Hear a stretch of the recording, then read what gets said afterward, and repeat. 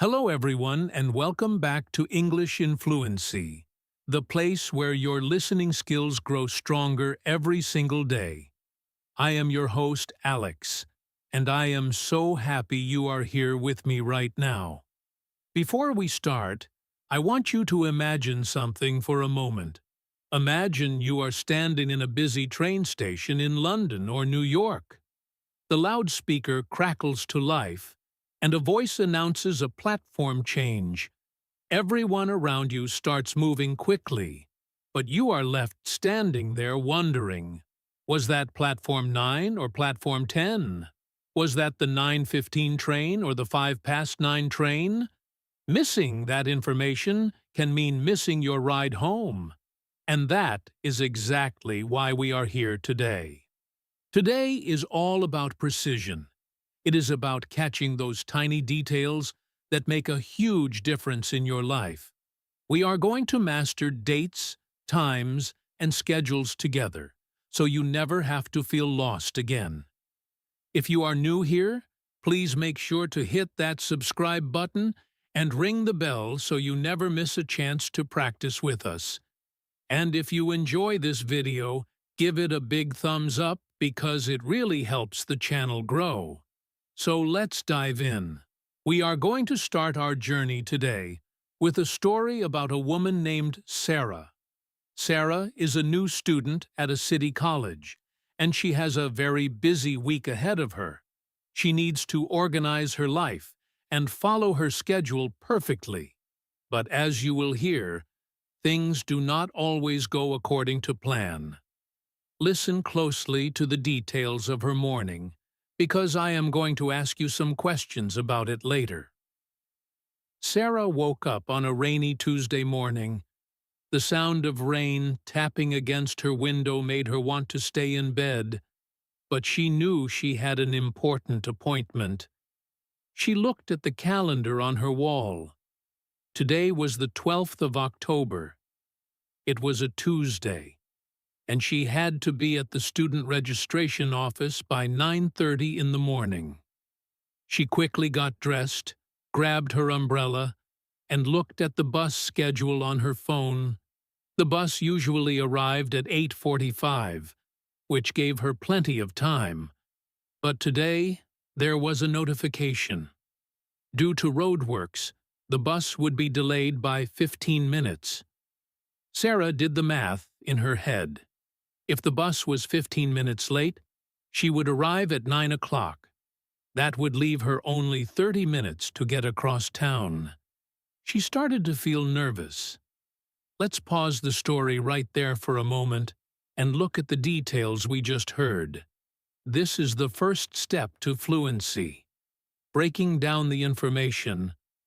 I want you to focus on how we say dates and times in English, because there are often two ways to say the same thing, and you need to understand both. First, the date. I said the 12th of October. In English, we often use ordinal numbers for dates. That means numbers that show order like first, second, third, and so on. We write it as the 12th or 12, but we say the 12th so you could hear October 12th or the 12th of October. Both are correct. And in the story, the date was the 12th of October. Now let's look at the time. I said 9:30. But you might also hear people say 9:30. This is very common in British English especially. If someone says half past, they mean 30 minutes after the hour. So if you hear the meeting is at 2:30, you know it is at 2:30. Understanding these small differences is crucial for following a schedule. Now, let's go back to Sarah. She is waiting for the bus and worrying about the time. The bus finally arrived at 9 o'clock exactly. Sarah checked her watch. She knew the registration office closed for a lunch break at 12:30. She had plenty of time, but she hated being late. When she got on the bus, she heard an announcement. The driver said, "Due to heavy traffic, this bus will arrive at the city center terminal at approximately 9:45. Sarah sighed. That was even later than she expected. While she sat on the bus, she decided to call her friend Mark to see if he wanted to study later. She dialed his number. Mark answered and said, "Hey, Sarah, I can't talk long. I have a dentist appointment at 11:15, but I am free after that. Do you want to meet at the library at 2 o'clock?" Sarah thought for a moment. 2 o'clock sounded good, she said. "Yes, let's meet at 2. I should be done with my registration by then." But then she remembered something. "Wait, Mark," she said. "Is that 2 in the afternoon or 2 at night?" Mark laughed and said, "2 in the afternoon, of course. The library isn't open at night." This part of the story highlights a very important aspect of time: the difference between AM and PM, or morning and afternoon. In English-speaking countries, the 12-hour clock is very common. This means we use the same numbers for morning and evening. So 3 o'clock can be 3 in the morning or 3 in the afternoon. That is why we use AM for the time before noon and PM for the time after noon in the story. Mark said 11:15 a.m., that is in the morning, and they agreed to meet at 2 p.m., which is in the afternoon if you are not sure. It is always good to ask, is that in the morning or the afternoon? Just like Sarah did, never be afraid to clarify. It saves a lot of confusion.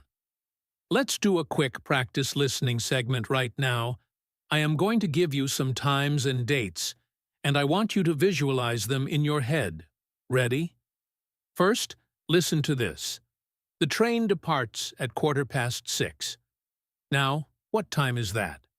6:15 means 15 minutes after 6, so it is 6:15. Let's try another one. The deadline is the 1st of May. That means May 1st, written as May 1st, or the 1st of May. Here is a trickier one. The movie starts at 20 to 8. This one confuses many students. 20 to 8 means 20 minutes before 8 o'clock. So the time is 7:40. We often say 2 when we are counting down to the next hour. So if it is 7:40, we can say 20 to 8. If it is 7:30, we say 7:30. And if it is 7:15, we say 7:15. Getting used to these phrases will help you understand native speakers much better. Now, let's return to Sarah's story. She finally arrived at the city center terminal. It was now 10 minutes to 10, or 9:50. She walked quickly to the registration office. When she arrived, there was a long line. She checked the opening hours on the door. The sign read, Monday to Friday, 9 a.m. to 5 p.m., closed for lunch between 1 p.m. and 2 p.m. Sarah looked at her watch again. It was 10 past 10. She was safe. She waited in line for about 20 minutes. Finally, it was her turn. The receptionist, a kind woman named Mrs. Higgins, smiled at her and said, "Good morning. How can I help you?" Sarah said, "I need to register for the fall semester. My classes start on the 4th of November." Mrs. Higgins looked at her computer and said, "I see. Well, the registration for fall classes actually closes on the 20th of October, so you are just in time. The classes end on the 15th of December. This interaction is full of dates. We have the start date, the 4th of November, the registration deadline, the 20th of October, and the end date, the 15th of December. Notice how naturally these dates flow in conversation. Native speakers do not always say the 4th of November. Sometimes they just say November 4th. You need to be ready for both. Mrs. Higgins mentioned that registration closes on the 20th. That is a deadline. A deadline is the final date or time by which something must be done. Missing a deadline can be a big problem. In Sarah's case, if she had arrived on the 21st of October, she would have been too late. After finishing her registration, Sarah walked out of the building feeling relieved. She looked at her phone to check the time. It was 11:30. She had a little bit of time before meeting Mark. She decided to grab a coffee. She found a nice cafe nearby. The barista asked, "What can I get for you?" Sarah ordered a latte and a sandwich. She sat down at a table and watched the people walking by. She saw a man looking at his watch frantically. He ran past the window shouting, "I'm late! I'm late! The meeting was at noon!" Sarah checked the time. It was 12:05. The man had missed his meeting at noon. Noon means 12 o'clock in the middle of the day. It was a reminder of how important punctuality is in English-speaking cultures. Being on time shows respect. Let's talk a bit more about schedules and plans. Often we need to talk about future arrangements. In English, we often use the present continuous tense to talk about fixed plans. For example, Sarah might say, "I am meeting Mark at 2 o'clock. She is not just thinking about it, it is a confirmed plan. Listen to this next part of the story, where Sarah and Mark finalize their study plans. Sarah finished her coffee and walked to the library. It was 1:45. She was a bit early. She found a table and took out her books. At exactly 2 o'clock, Mark walked in. He looked a bit tired. "How was the dentist?" Sarah asked. "Not too bad," Mark replied. "But he said I need to come back for a follow-up on the 3rd of November. I have to schedule that later." Mark sat down and opened his notebook. "So," he said, "what is the plan for the project? The presentation is on Friday the 25th, right?" Sarah nodded. "Yes, that gives us exactly 2 weeks. We should meet every day this week to prepare." Mark looked at his calendar. "I can't meet tomorrow," he said. "I have a gym class at 6 p.m., and I have to work late on Wednesday. But I am free on Thursday evening, say around 7? Sarah agreed. "Thursday at 7 sounds perfect. Let's meet here again." Here we have a lot of scheduling negotiation. Mark says he has a follow-up on the 3rd of November. He uses the phrase follow-up, which is a common term for a subsequent appointment, usually medical or business-related. Then they discuss their project deadline, Friday the 25th. Notice how they find a time that works for both of them. This is called coordinating schedules. They had to check their calendars. Mark had a conflict on Wednesday because he had to work late. A conflict is when 2 events happen at the same time, and you can only choose one. So they settled on Thursday at 7 p.m. Settling on a time means agreeing on a time. Now, I want to share a personal story with you, one that taught me a very valuable lesson about listening to dates. A few years ago, I booked a flight to Italy for a holiday. I was so excited that I didn't double-check the confirmation email. The flight was supposed to leave on the 9th of July, but in my head, I thought it was the 19th of July. I went to the airport on the 19th, confident and happy. When I handed my passport to the airline agent, she looked at me with a sad face and said, "Sir, your flight was 10 days ago."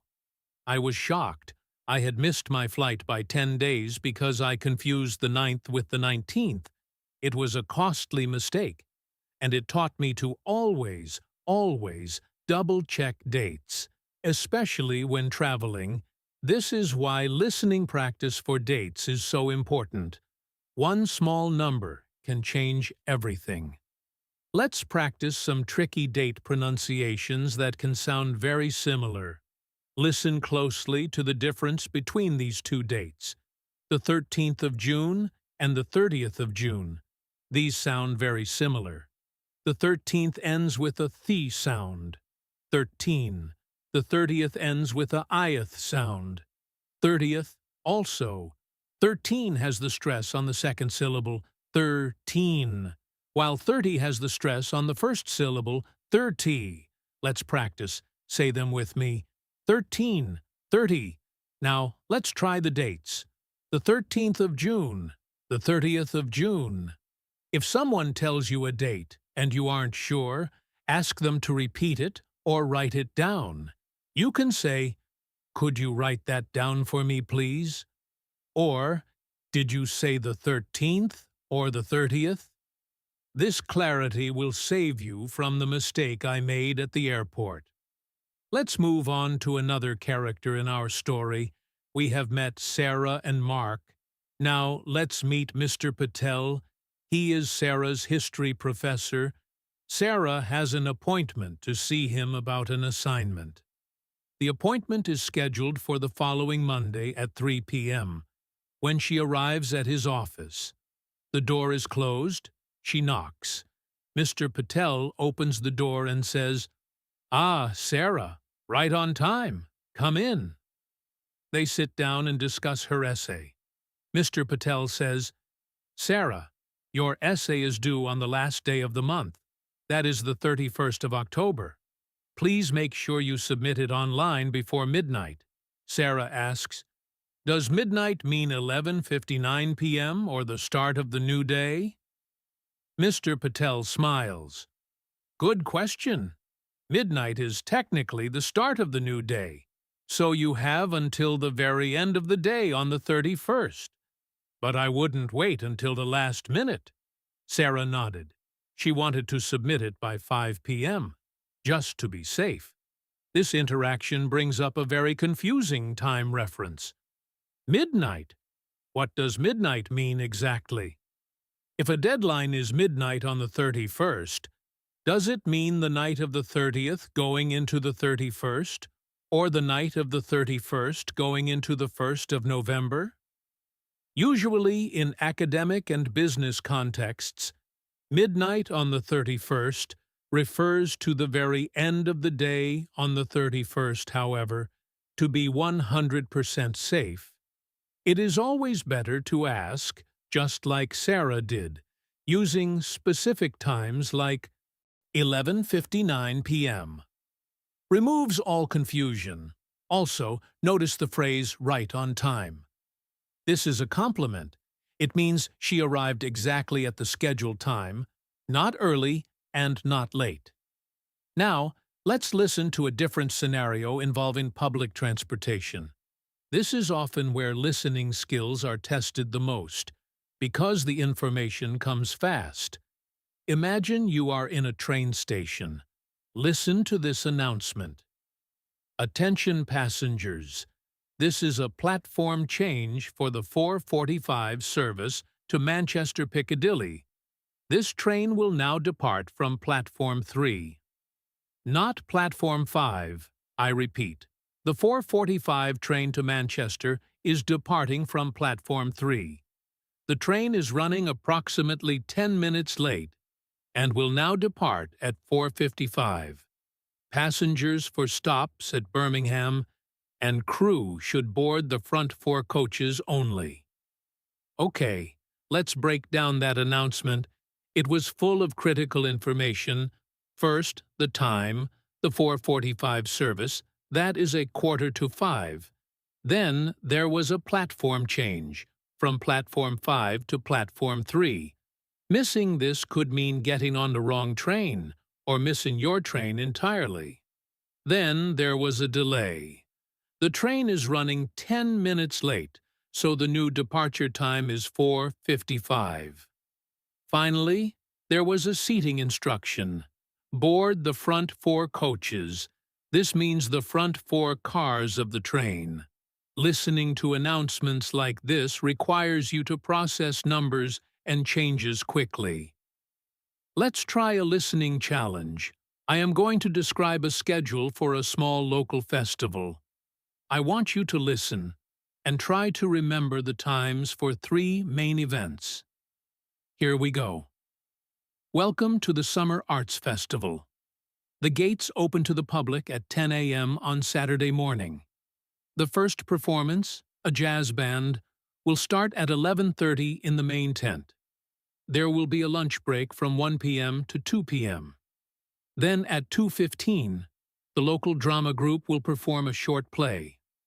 Finally, the evening concert begins at 7 p.m. and will finish around 9:30. Okay, let's check your memory.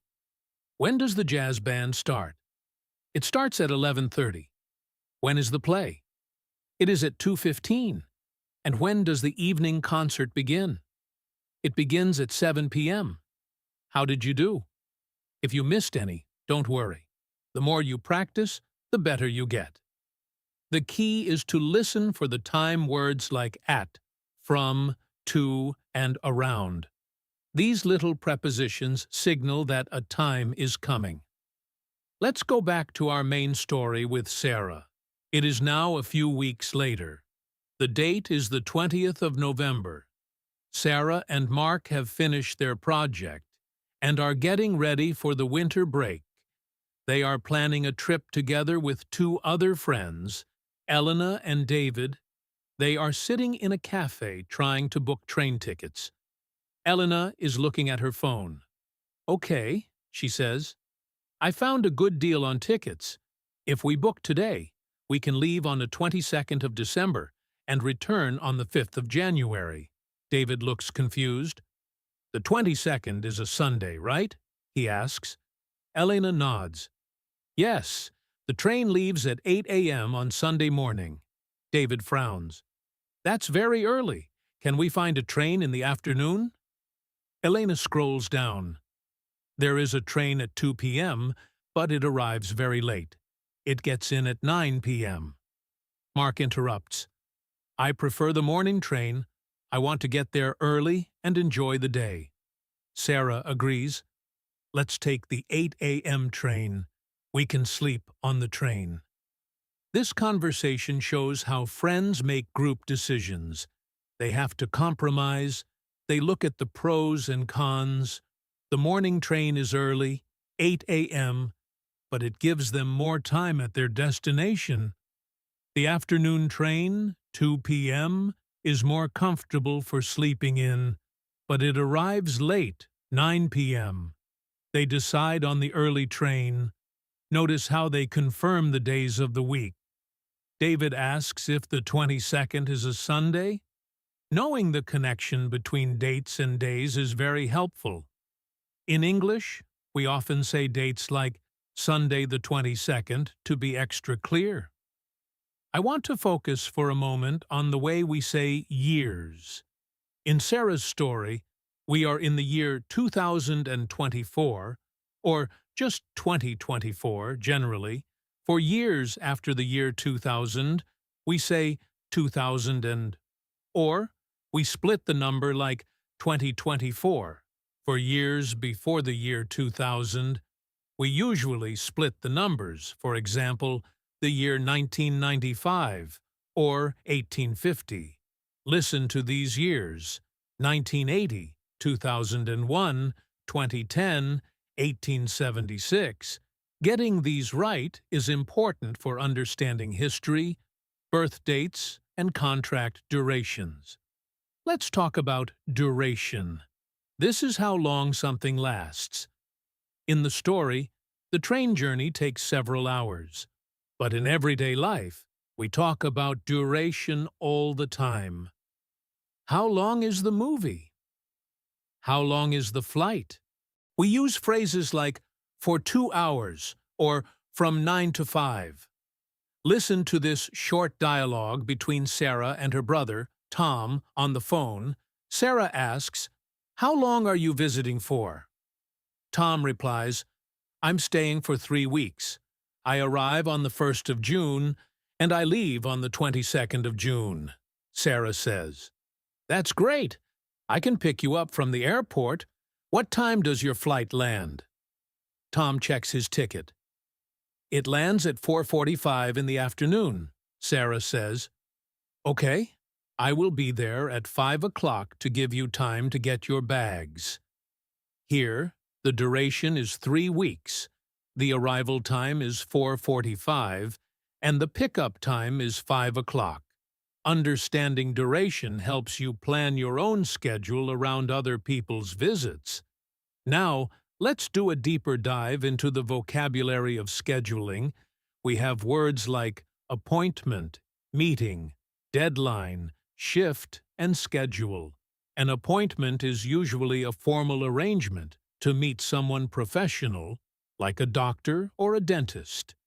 A meeting is usually for work or discussion. A deadline is the final time limit. A shift is a period of work, like a night shift or a day shift. And a schedule is the whole plan of activities. Listen to this paragraph about a nurse named Jessica. Jessica works at the city hospital. Her schedule changes every week. This week, she is on the night shift. She starts work at 10 p.m. on Monday night and finishes at 6 a.m. on Tuesday morning. She has a meeting with the head nurse on Wednesday at 2 p.m. to discuss her shifts for next month. She also has a dentist appointment on Friday at 11 a.m. She hopes she doesn't get called in for an extra shift on that day. Can you identify her work times? Night shift from 10 p.m. to 6 a.m., meeting at 2 p.m., dentist at 11 a.m. This text mixes a.m. and p.m. times and different types of events. It is excellent practice for real life. Let's explore the concept of time zones. This is a challenge for people who travel or have international friends. If Sarah in London wants to call her friend Akiko in Tokyo, she has to think about the time difference. London is usually 8 hours behind Tokyo. If Sarah calls at 2 p.m. in London, it is 10 p.m. in Tokyo. This is a common topic of conversation. Listen. Hi, Akiko. What time is it there? Akiko says, It's 10 p.m. here. I'm getting ready for bed. Sarah says, Oh, I'm sorry. I forgot about the time difference. It is only 2 in the afternoon here. Akiko laughs.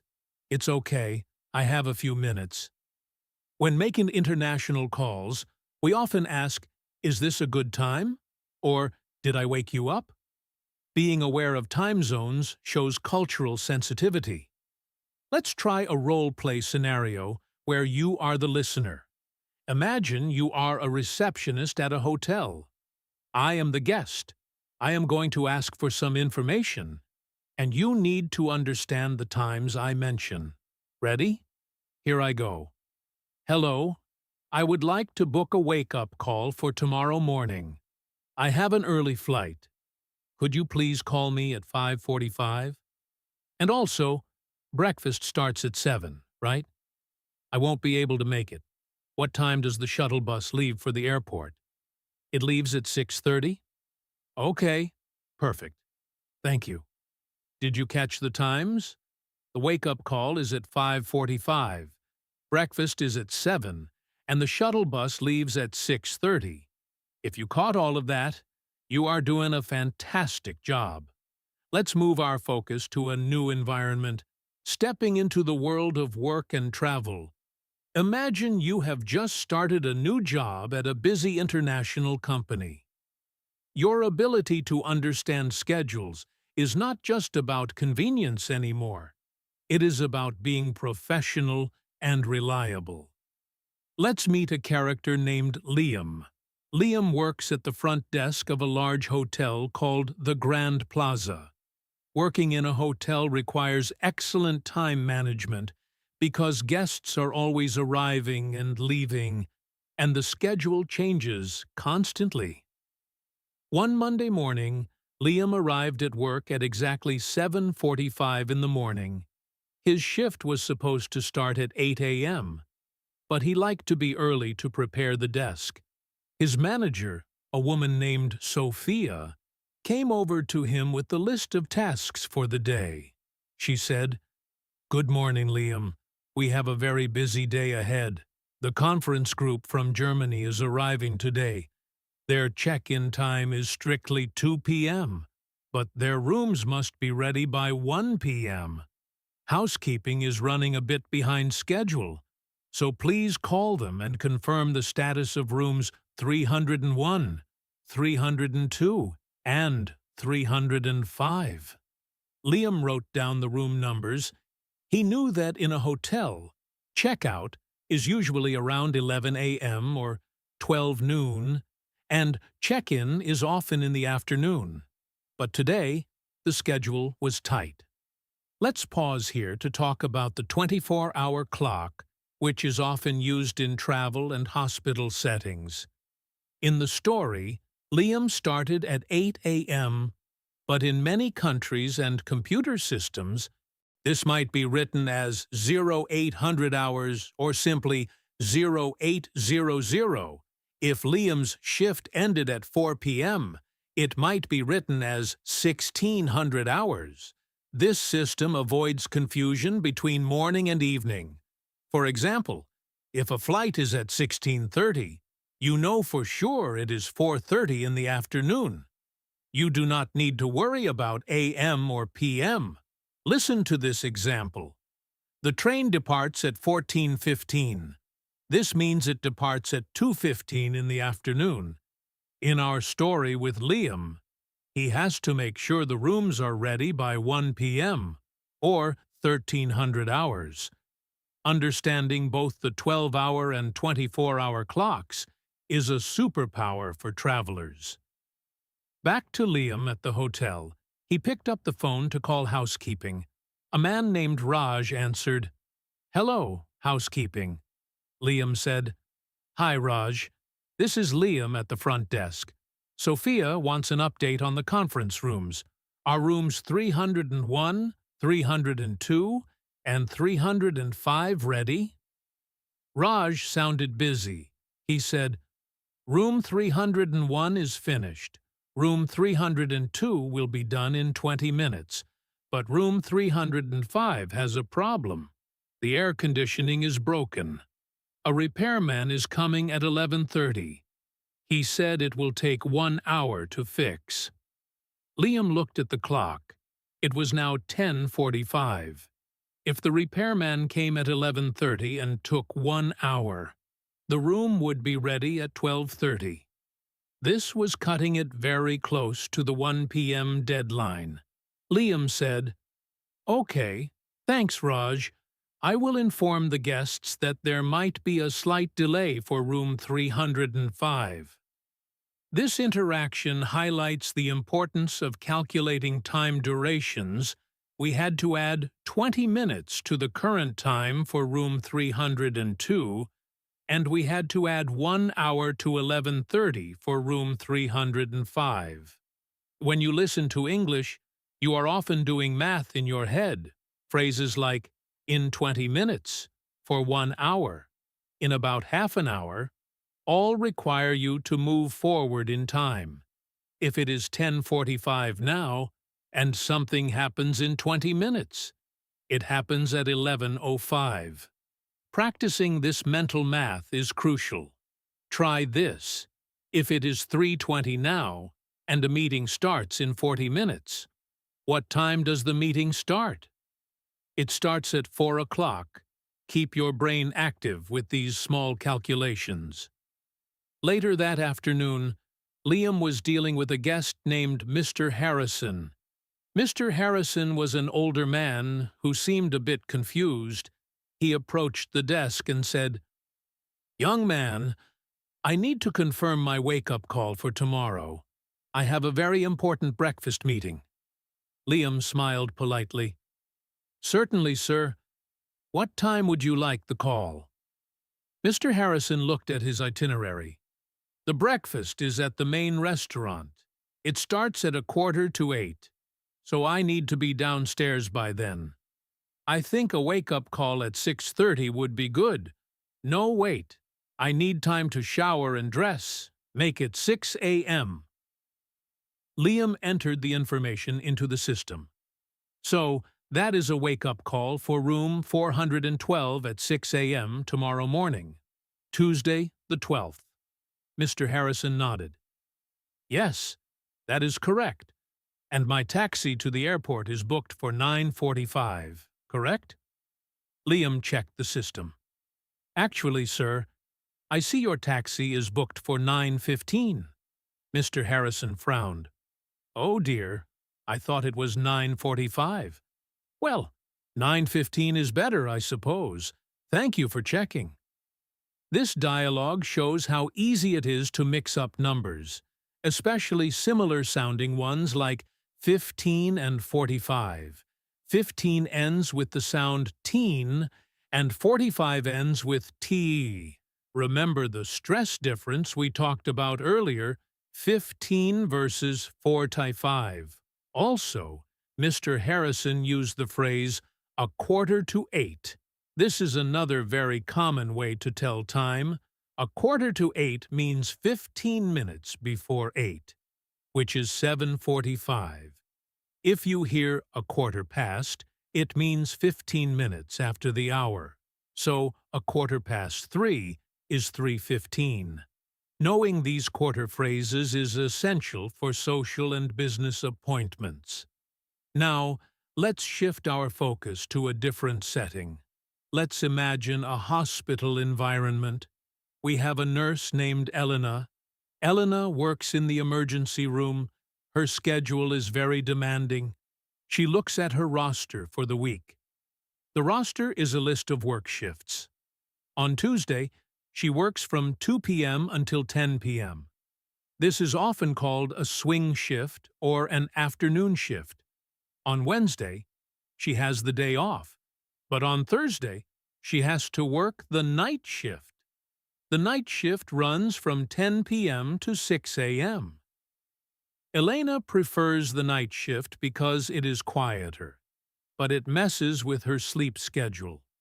She has to make sure she sleeps during the day on Thursday, so she can stay awake all night.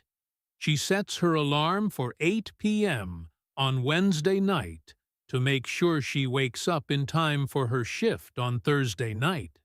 In the hospital, time is critical. Doctors often give orders like administer the medication every 4 hours. If the patient takes the medicine at 2 p.m., they must take it again at 6 p.m. and then at 10 p.m. Listen to this doctor giving instructions to Elena. Nurse, the patient in bed 4 needs a new IV bag. Start the infusion at 3:30. It will run for 2 hours. Monitor his vitals every 30 minutes. Elena nodded and wrote it down.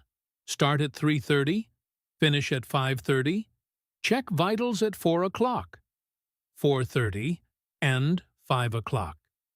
This language is precise. Every 30 minutes means half-hourly.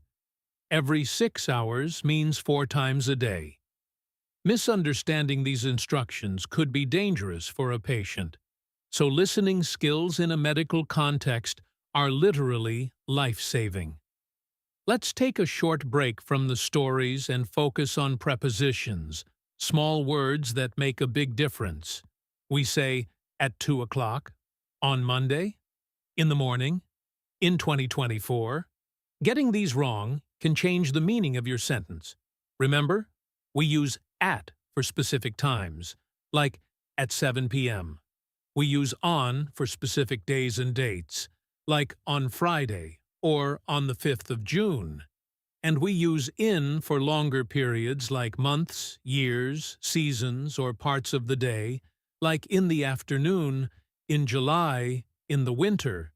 Here is a quick story to practice. The festival starts in August. The opening ceremony is on the 1st of August. The gates open at 6 p.m. Did you hear the prepositions? In August, on the 1st, at 6 p.m. Now, let's meet another character. His name is Tom, and he is planning a surprise party for his wife, Lisa. Their wedding anniversary is on the 14th of February, Valentine's Day. Tom wants to organize a special dinner. He calls a restaurant to make a reservation. The phone rings, and a hostess answers, "Hello, the Blue Bistro. How can I help you?" Tom says, "Hi, I would like to book a table for two for Valentine's Day. Do you have anything available around 7:30? The hostess types on her computer. "Let me check. The 14th of February is a very busy night for us. We have a table available at 6 p.m.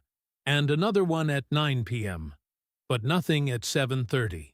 Tom thinks 6 p.m. is too early for a romantic dinner, and 9 p.m. is a bit late. He asks, "What about 8 o'clock? The hostess checks again. "We have a cancellation, so yes, we have a table for two at 8 p.m. on the 14th. Tom is relieved. "Perfect. I will take it. Please book it under the name Tom Walker."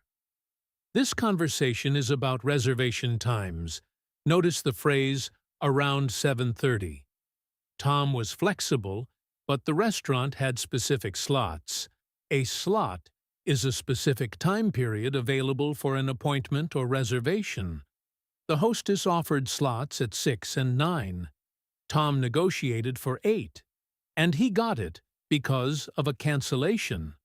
A cancellation happens when someone books a time but then decides not to come, opening up the slot for someone else. When booking appointments, it is common to hear, "We have an opening at," or "We have a slot available at." Let's move on to the topic of international date lines and travel. Imagine you are flying from New York to London. The flight takes about 7 hours, but because of the time difference, you arrive earlier than you left. If you leave New York at 6 p.m., you arrive in London around 6 a.m. the next day. This is called jet lag.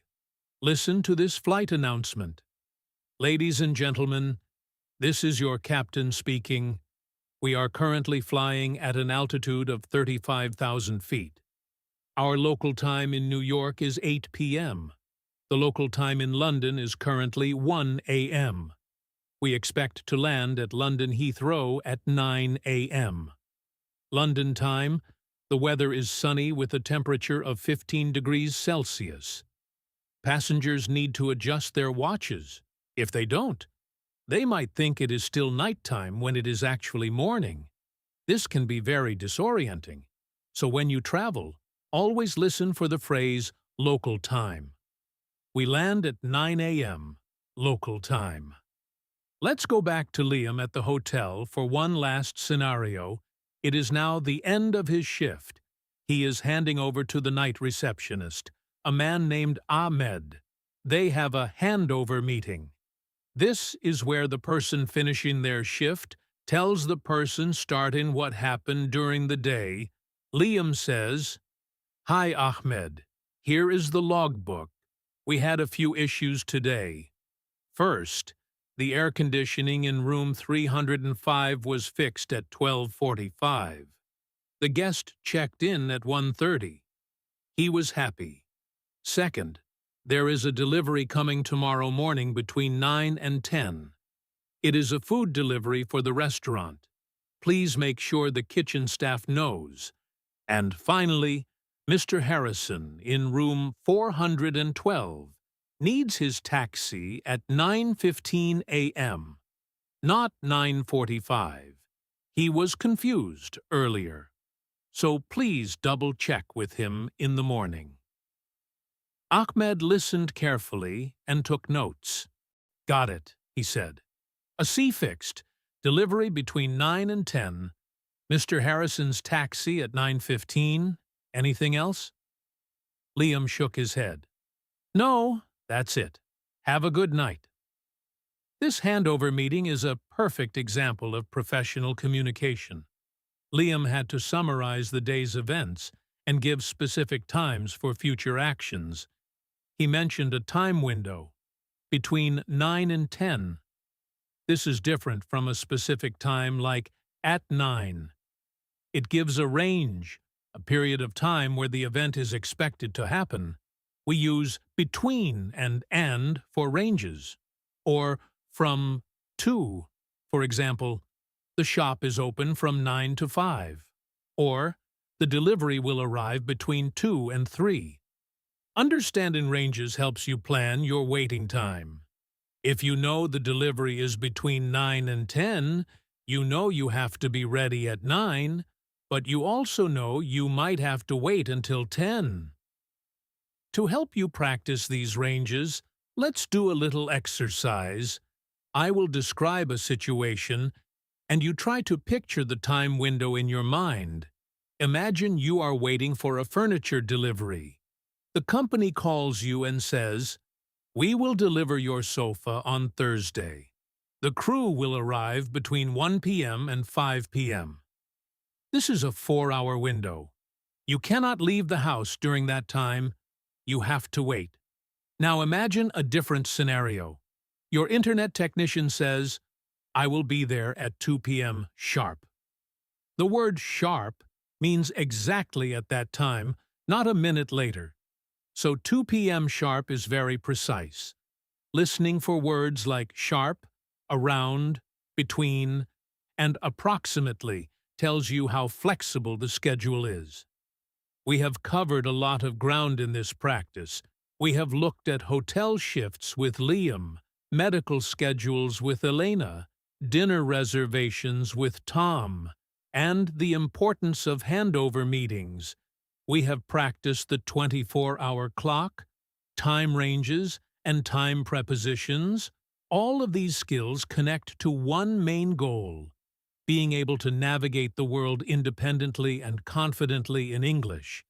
Every appointment you make, every train you catch, and every meeting you attend relies on your ability to listen and process this information instantly. I want to leave you with one final, longer listening passage to test your skills. This one combines many of the elements we have discussed. Listen carefully. Hello, everyone. This is a reminder about the upcoming company retreat. The retreat will take place from Friday the 10th of November to Sunday the 12th of November. Buses will depart from the main office at 7:45 a.m. on Friday morning. Please do not be late. The journey takes approximately 3 hours, so we will arrive at the resort around 11 a.m. Lunch is served at 12:30 in the main hall. Afternoon activities start at 2 p.m. and finish at 5 p.m. Dinner is at 7 p.m. for 2 hours. On Saturday, you have free time until lunch, which is at 1 p.m. The return trip on Sunday starts at 4 p.m. We expect to be back at the office by 7 p.m. Sunday evening, please sign up for activities at the front desk by Thursday the 9th at 5 p.m. Thank you. That was a lot of information. Let's break it down to see if you caught it. The dates were Friday the 10th to Sunday the 12th of November. Departure time 7:45 a.m. on Friday. Arrival around 11 a.m. Lunch at 12:30. Activities 2 to 5. Dinner 7 to 9. Saturday lunch at 1 p.m. Return Sunday at 4 p.m. Arriving back at 7 p.m. And the sign-up deadline was Thursday the 9th at 5 p.m. If you managed to follow all of that, congratulations. You are developing excellent listening skills. Thank you so much for joining me, Alex, on English in Fluency today. I hope this session has helped you feel more confident about understanding dates, times, and schedules. Remember, every minute you spend practicing is a minute spent improving. If you liked this video, please subscribe and leave a comment below, telling me about a time you almost missed an appointment because of a time mix-up. I would love to hear your stories. Don't forget to check out our next video on travel vocabulary. Until then, keep listening, keep learning, and keep speaking English with fluency. See you next time.